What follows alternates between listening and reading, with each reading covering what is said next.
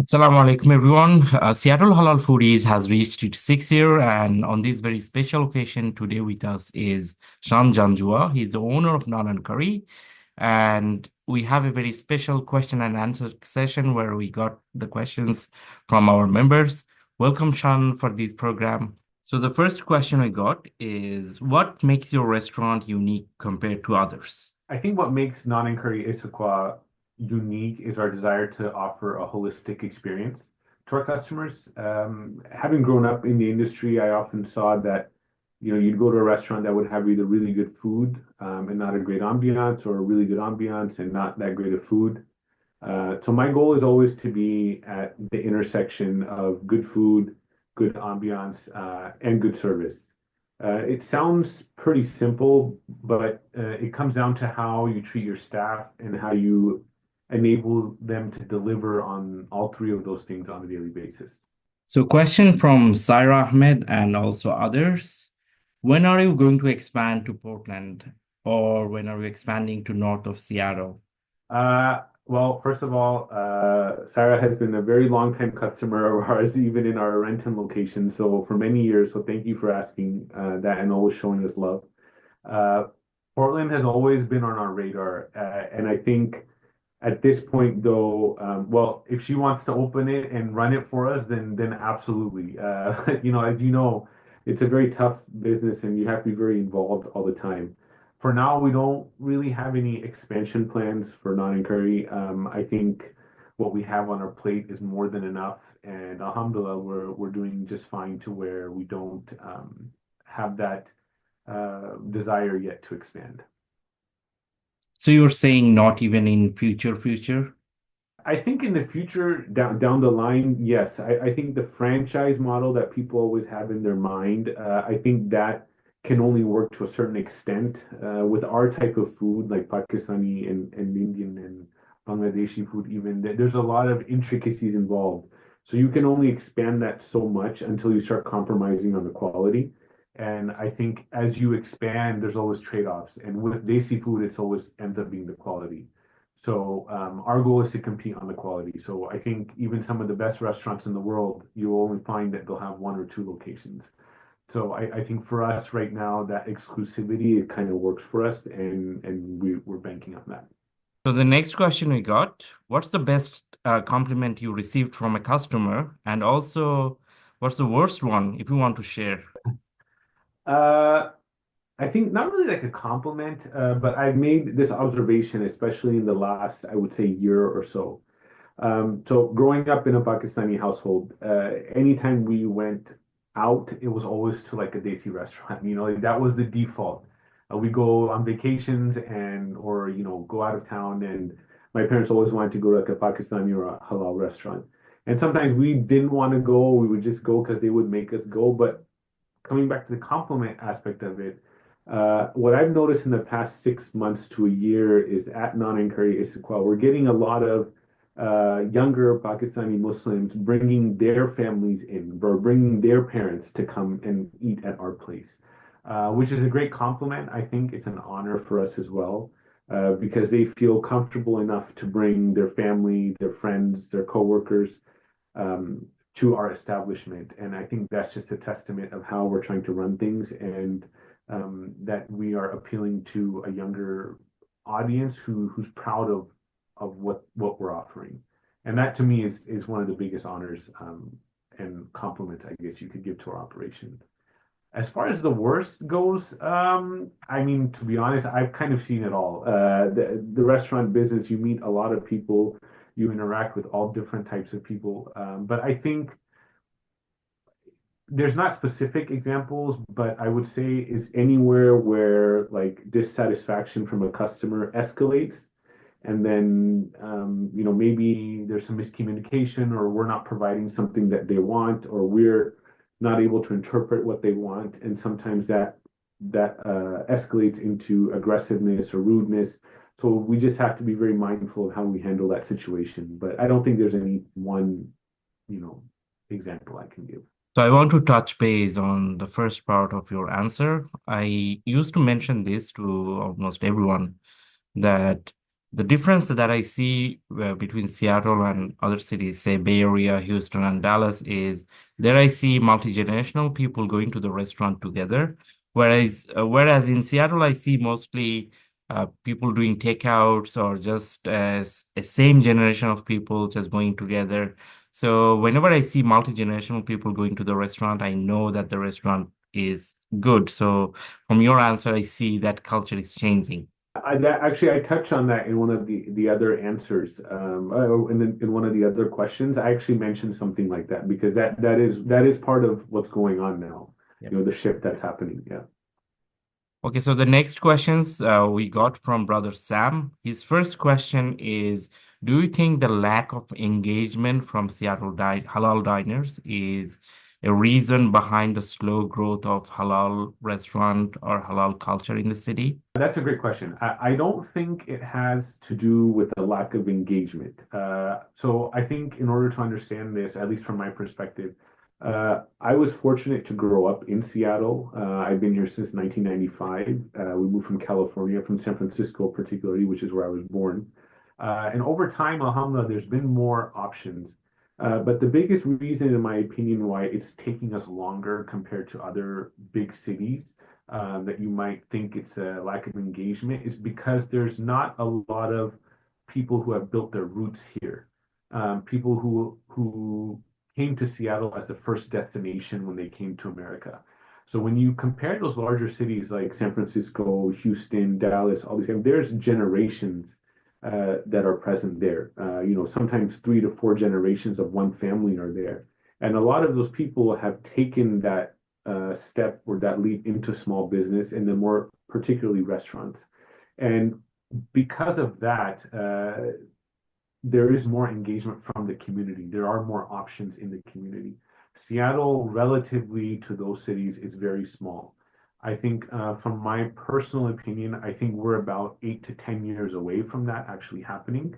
I think, when we moved here in 1995 as a Pakistani Muslim, there was maybe 30 to 50 families max at that time. I mean, this is my own personal guess. It's not an actual statistic, but there was very small population. But now the Pakistani population has grown quite large, and you're seeing more options come up. And now with more um, immigrants that are moving here from other countries, we're going to see more halal options pop up. And that one example of that is in the South, in Kent, Federal Way, Tukwila, these cities, we're seeing a lot more Afghan restaurants come up, which is fantastic. I mean, Afghan food, if you haven't had it, it's one of the most scrumptious cuisines you can have. So there will be more options. There will be more engagement, but it's going to take time because a lot of the people here are transplants. They aren't ones that have, a couple, 2 to 4 generations that are here. So the next question he has is, Seattle is arguably one of the most expensive cities in the entire United States for halal food or even for food in general. Do you see this thing changing in near future? Yeah, I 100, 1000% agree with you. That is definitely one of the more expensive cities. To put it short, I don't believe it's going to change. Things are just getting more expensive. This is a very lengthy answer. There's a lot of factors involved with this, but to cut it short, to put it to the point, there's three things which I think are the main reasons why things are more expensive here, especially with food. The first thing are the wages, the raw material, and also the rent. So there was actually a recent study that showed that because of these three things, Seattle is one of the least profitable cities in the United States for restaurants. Now, we have one of the highest minimum wages in the country, and the supply chain has not recovered since COVID. And renting a retail space in a desirable area is very expensive. And how how else it's affected is because a lot of people left the workforce over the years from restaurants. So restaurants are generally considered to be harder jobs. They're more demanding, more longer hours. You're physically involved more. So a lot of people left to drive Uber, Lyft, DoorDash. They went into trucking, and then during the pandemic, people just left it altogether. They went and tried to do something else. So we're still kind of recovering from those things. And in order to make your restaurant function during that entire thing, you have to price things accordingly. And those prices are generally higher because of those three things. And being in a place like Seattle, I don't think that it's going to come down anytime soon. I think it's just going to increase or at least stay steady for a while. But I don't see it coming down. And again, this is a lengthy conversation, lengthy discussion, so I'll just try to keep it short to those few things. Okay, so I'm not into the restaurant business and probably I don't have much insight, but I have some kind of feeling the type of people that are living here, the type of job they're doing, the industries that the city is based on, until there is a major shift. Yeah, I mean, it's kind of like I'll elaborate a little bit on this in one of my other answers too. But for example, like if you have say a mom and pop owned restaurant, correct? The food is very good. So you go there, but there's only three people working, which means you have to wait an hour for your food. So now people will either complain for the hour wait or they'll enjoy the food. So if you don't want your customers to wait as an owner, you have to hire more people, right? To serve Yes. that demand. Well, in order to cover those costs, you have to raise your prices. And then that just, you know, it's the domino effect. There's no way of controlling that. So again, from Brother Sam, what major shifts you have seen in Seattle's halal scene over the years? Well, the great thing is that there's more establishment. So there's more people that are coming into this realm of business that traditionally did not. But one of the biggest things I've seen is the desire to want an experience when dining. So as things get more expensive, people are thinking twice about where to spend their money. And, you know, our parents' generation was more about the food just has to be good and it doesn't matter where it is. We just want the food to be good. Then there came a shift of wanting to have a really nice place to sit down, a great ambiance. But now, as our generation is coming into spending more, we want the more holistic experience. We want there to be a good ambiance, good food, and good service. And that is going to push owners to think differently. You know, it's not just about a mom and pop store anymore because things are getting so competitive. You have to continuously leveling up what you're offering your customer. Okay, so the next question is from Brother Muhammad Hisham. He's asking about what's your opinion about tipping culture and what, as a restaurant, what's your expectation about it? So there's a lot that goes into this answer, and again, I'll try to keep it short just so nobody gets bored with all the details. Honestly, me personally, I don't have a preference, and the reason why I don't is because if we as a restaurant are able to provide a livable wage to our employees, it doesn't matter if we pay them with tips or if we pay them with a wage, right? So the reason tips come in is because usually those employees are getting paid minimum wage or below, depending on the county or the city that they're working in, depending on their regulations. And then their wages are then supplemented with the tips that they earn. So at our restaurant, which what we do is we pay above minimum wage, but not to the point where we can eliminate tips. So if we were to wanting to eliminate tips, we would need to pay $30 to $40 an hour at least for it to be worth it for our staff to stick around and retain that staff. So it's kind of a chain of reactions. If we are not able to maintain good talent, you're not able to receive service on a consistent basis. So the more those hands change, the more turnover there is, the more inconsistent your experience will be, regardless of, for example, your server or your cook or anything. So I think one way to think about this is it's kind of the threshold of what people are wanting to pay. So if I raise my biryani to say $50 a plate, I don't need to give anybody tips, right? Like we would eliminate tips. But again, who's going to pay $50 for, right? So it's kind of like you have to take that trade-off. Me personally, what I like to do is I like my staff to get tips. Now, the reason why I like to do that is because one, it gives them the appreciation of what they're doing, their how they're doing on their job. It gives them an indication of how they're doing on their job. Now, our culture is not so big on tipping, meaning our culture, when I say the South Asian culture, um, a server that works at our restaurant, for example, may not get the same amount of tips on, say, $100 check from our restaurant versus a $100 check at the Cheesecake Factory. But we have to pay them the same wages. So it's a trade-off. I think you have to decide as a business what you're comfortable with. Um, it's a tough answer because it all comes down to your business model and what you can as a business withstand to pay your staff. So the next question is again from him. What are the top three challenges of running a restaurant? So the first challenge is the rising costs, like I mentioned before, labor, goods, rent for halal restaurants in specific, is because for those who don't serve alcohol, the margins are thinner. So if you're serving alcohol, the margins are on those from the sale of alcohol is significant. And usually a restaurant that is serving alcohol, you have, upwards of 60-70% of the revenue, the money that's coming is just from alcohol.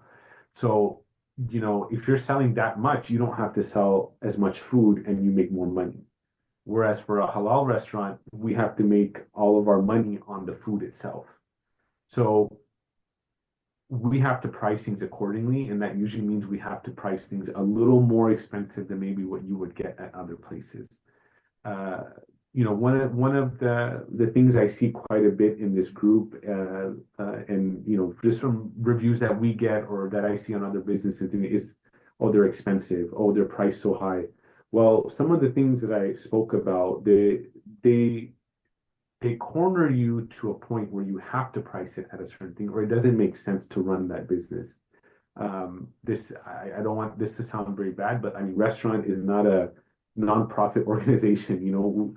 There is a living that we, as for example, me, I'm a owner operator, so I'm not an investor. This is my livelihood. This is how I make a living. So I have to price things accordingly in order for it to make sense for me to keep running my business. Now, with that said, it's up to the customer whether they decide they want to visit your business or they want to, support a different business or not. But us as a business to provide that justification for the price. So for halal restaurants, that's one of the biggest challenges that's going to be is, like I said before, trying to offer that same experience as another restaurant and try to stay competitive. Because we're not just competing with other halal restaurants, we're competing with other restaurants in general. Sorry, that was the first part. The Yep. second thing is the supply chain, like I mentioned before. So because of COVID, there was a lot of tightening in the supply chain. We couldn't get supplies. There was limited availability. And because of that, the prices of things went up quite a bit. And because of that, there still is this price kind of fluctuation, and it's very volatile on things. For example, because of the bird flu now that's going on with egg, the price of eggs are crazy right now, and I Yep. mean we have to bear those, and we have to try to keep our prices exactly the same. So suppliers are still keeping their prices high. Things have not really calmed down at all. The third thing, and this might be a little controversial, but I think it's important to say as an owner, and I don't think I would do justice to my brothers and sisters who are owners if I didn't say this. I think one of the biggest challenges is the challenge within. So within our own community, I think our expectations often are not aligned with what a halal restaurant can offer versus what a non-halal restaurant can offer. And I think, especially like I mentioned before, where the cost of doing business is so high in Seattle, I don't want to seem like I'm complaining because obviously it's my choice to be in this business. At the same time, halal food or Asian food or Pakistani food or Indian food or Bangladeshi food, Just because it's of that origin or of that type does not necessarily mean that it's to be cheap. So we have this general notion in our mind that, oh, let's go have Chinese food. It's not that expensive. I mean, if you think about it, for those that go to McDonald's, having a fish fillet meal that we grew up on eating, for $5, $6 is now $11, $12. Like it's double the price. So please give our brothers and sisters that are in this business trying to make a living, even without selling alcohol, or even for those that are, I mean, those that are offering a halal service, give them a little bit of a benefit of the doubt. They're putting their heart and soul into it. One bad experience, and it's very human nature to not return to like a desi restaurant or to a halal restaurant just because you had one bad experience. Whereas we can go to McDonald's every other day and Yeah. have a mediocre sandwich or Cheesecake Factory or Red Robin and have a very mediocre meal, but we're willing to go there, but not give our own brothers and sisters a chance. And this is not for everybody. It's a very general thing. I think I'm not saying to give like visibly negligent restaurants a pass, but at the same time, being mindful and thoughtful about how they're contributing to the community, giving our kids more options. Because like I said, when I grew up here, there was very limited options as far as halal food going to eat out. Thanks for putting it all together. Let's move on to the next question. What's something you want the customer to understand about running a halal restaurant? Uh, that's actually pretty simple. That it's not easy. The barrier to entry is very low for a restaurant, but the rate of failure is very high. 50% of restaurants fail within the first 6 to 12 months. And if you see a busy halal restaurant, it's a blessing and a testament to the owner's work. So if you see a halal restaurant that has been around, for years, just know that they have given and are giving every ounce of energy they have to run that restaurant. This work takes a toll on all aspects of your health, mental, physical, financial, like, you name it. I know people that have back problems, leg problems, they've mortgaged their houses, they've taken second mortgages, they've cleaned out their savings just for their business to function because they believe in it. And, God, subhanAllah, has been very good to us that we've been in business. Now we've been in business about 20 years. We've been able to establish ourselves. But to stick through those 20 years is something else. I mean, I have probably an encyclopedia of stories to tell, how we're making it through and how we did make it through. There's no regular days off, no regular vacations. It's kind of like a 25/7 job. But the satisfaction I get when a Pakistani Muslim person tells me your restaurant was great. It is unmatched. It is unmatched. And that satisfaction, having grown up in Seattle, is so like heartwarming for me to see, and that we're able to be a part of the community. It's something that I cannot describe, but it's not easy. So just be kind, be mindful to the brothers and sisters that are giving their time, that are wanting to make a living out of this, and support them. Like try to visit as many restaurants as you can. So I want to add something here. This is something that might be a little bit overgeneralization. I read somewhere that we Asians, we rate food, whereas the Asian Americans, they rate food and service. So the next question is from me. What's your take on these Facebook group or community, Seattle Halal Foodies? And if you could change one thing in this group, what that would have been? I believe this is a excellent resource. And honestly, from someone that's in this community, someone that does this on a daily basis, like I can't thank you enough for taking the initiative to do something like this. I think it takes a lot of exposure of yourself to put yourself out there, to do things like this, to go to restaurants, to give your opinion, to talk to the owners. It takes a lot of effort. So thank you for that. I think the one thing that I would include more of are opinions of owners, because I think Oftentimes things are very one-sided in our community, like, oh, we hate this restaurant because this is, oh, but we love this restaurant because things are very subjective. At the end of the day, we as consumers decide where we want to spend our money. And like I said before, it's on us as owners to keep trying to level up, trying to give our community something for them to come back to. So as much as the commentary contributes, consumers commentary contributes to this, the owners should chime in on things. They should give their opinion. It's not a us versus them type of mentality, but in reality, if we want to have more halal options for our children, then it's important for us to work together. It's important for us as businesses to listen to, what the consumers want. And it's the consumer's job to, support us to do that. Or if they have better ideas, then for them to take that leap, for them to leave their job or for them to take that leap, and open an establishment that would give what they're wanting. Because the more businesses there are, the more awareness there is, the more options there are for our kids. Thanks so much for mentioning that. I always have the same feeling that the restaurant owners should participate more, engage with the customers throughout this group. There might be some cultural barrier, I feel. We should actually get out of this barrier.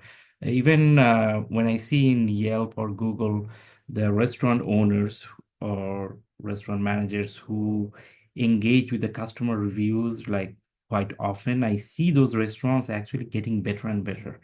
And it's not like those template answers. And instead of that, if they just read the customer reviews and just give their opinion on that, that's actually beneficial for the restaurants, and it actually helps the community or the food culture grow as a whole, hand in hand. Yeah, it goes hand in hand. Yes. But inshallah, I think this year is going to be a good year for our businesses, and hopefully more. It's going to be very tough, like economically, but I'm looking forward to hopefully seeing more restaurants or other people making that leap, because the demographic here is a lot more corporate, and in order to get into that field, in order to give a halal restaurant its justice, like you have to give it 100%. And to try to run it like part-time or something like that, it's very hard to do. Yes. And so hopefully more people take that leap. I think it's a very rewarding business if you do it right. There's a lot of satisfaction. It's a lot of work, but there's a lot of satisfaction in it as well. So I think that's all the questions we got. Oh, sorry, we actually got one last question. Have you ever regretted coming into this business? Oh, daily. I mean, there's always like a minute or two in the day where I'm just like, oh my God, why did I do this? So, um, yes and no. No, because I see the opportunity in doing things the right way, in, like I said, offering like a holistic experience to the customers. Yes, because my personal anecdote is, so it's been about 8 years that we've been in Issaquah. It's about 20 years that we're in complete business. The first 6.5, 7 years of Issaquah, I gave literally day and night to. And in this process, my wife gave birth to twins, so they're 8 now. So they were born right around the time that I opened the restaurant. And so, me personally, I lost a lot of time with them because I was trying to get this started. And for those who have been with us from the beginning, they know how we've kind of expanded. There was a lot of time and effort that went into that. So sometimes I think back and all the time that I've lost with them or that I lose now, I think, oh man, like why did I do this? But at the same time, I grew up in this, and I think I have a natural, desire to do this. So. I don't know what else I'd be doing. So that's usually where then I'm like, yeah, I don't regret it because I don't know what else I'd be doing. So Wow, I love that passion. Anyways, thanks, Sean, for your time, and we really enjoyed the conversation. Hopefully, our members will also enjoy this conversation, and we want to continue this, and probably in future we will sit again to have more insight about the restaurant and also about all of Seattle Halal. Thank you.